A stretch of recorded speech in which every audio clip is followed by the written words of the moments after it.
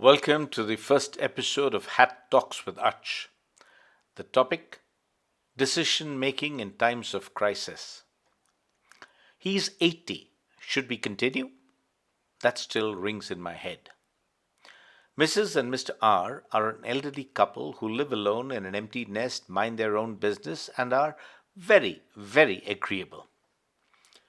It's a little after 18:30 hours or 6:30 p.m. on a regular warm and humid Chennai evening, and a very worried Mrs. R calls the wife. She has received a call from the local chemist that her husband had collapsed on his daily evening walk on the pavement of the main road near the chemist and not too far from home. He was unconscious and had been transported to the local hospital some 400 meters away in an auto rickshaw. Time is ticking from the time of the episode. At that moment, I return home from work and, when informed, immediately rush to rendezvous with Mrs. R at the car park, and we head to the hospital, which was less than a kilometer away. Tick tock, tick tock. We arrive at least 18 minutes since the episode, and the patient is still unconscious, but he is in emergency. There is still no pulse, and the junior doctor on DOD is administering CPR. Tick tock, tick tock.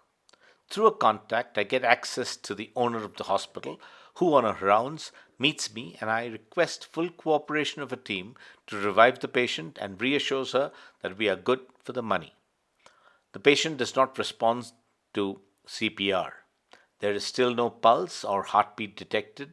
More time has passed. The DOD comes out to offer a progress report and his personal opinion on the way forward, and to get our concurrence. The spouse, in a state of numbness, asks me to decide. I say, use a defibrillator and try again in a commanding tone. Sir, he's already 80. Do you really want us to continue?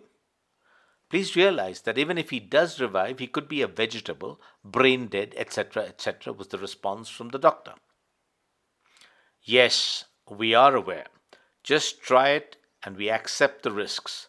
My heart is also racing by now, making a decision on behalf of someone else.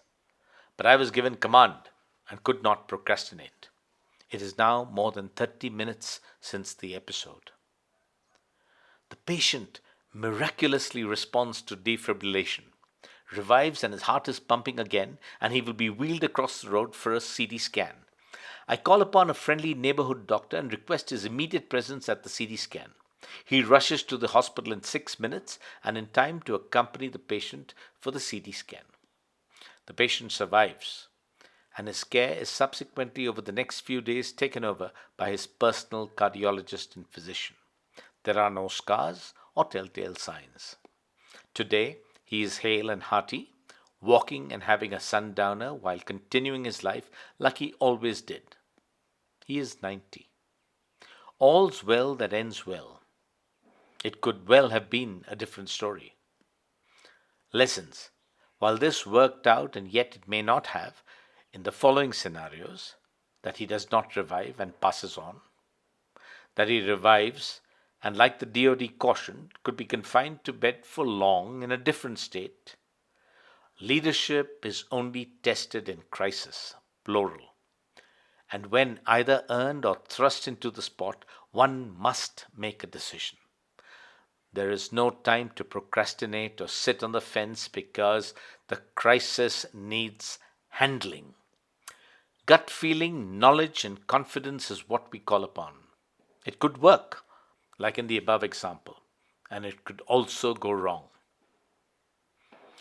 That's fine, for good leaders need to take a call rather than letting things drift with no anchor or engine. Food for thought. Happy listening, and look out for many more.